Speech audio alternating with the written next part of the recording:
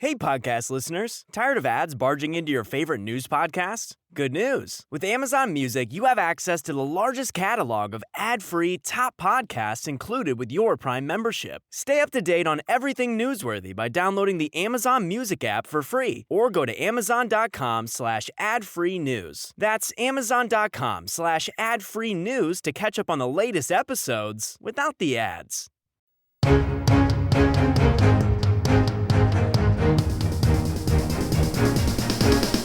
This is the Washington Times front page for Tuesday, November 12th, 2024. Thanks for joining us. I'm George Gerbo. President-elect Trump's new border czar, Tom Homan, delivered a stern warning to sanctuary cities as the next administration is set to deport illegal immigrants. Stephen Dinan reports Homan told Fox News the administration will start with illegal immigrants who have criminal records or threaten national security. The estimated 1.1 million illegal immigrants who have refused to comply with deportation orders also will be priority targets. Homan started his career as a Border Patrol agent and served at Immigration and Customs Enforcement before becoming acting director of the agency at the start of the first Trump administration. In the intervening years, he has advocated for stiffer immigration enforcement and criticized President Biden's efforts.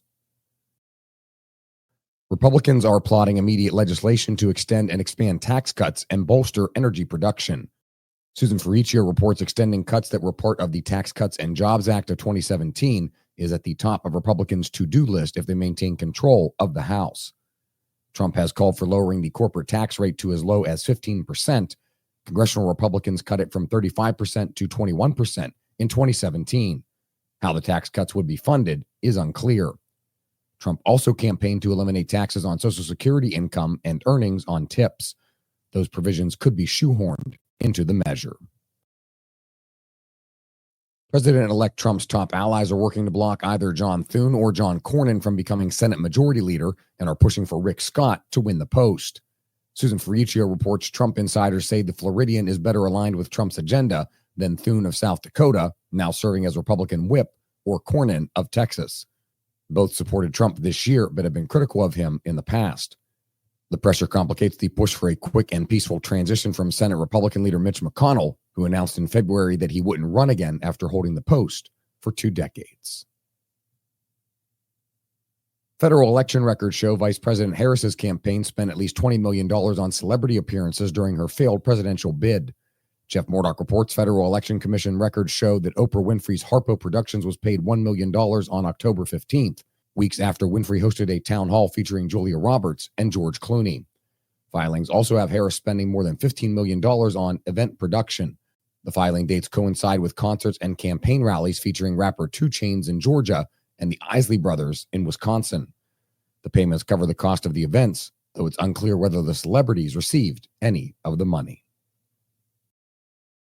And finally, military reporter Mike Glenn looks at the racism and prejudice experienced by members of the Buffalo Soldiers infantry during the Korean War.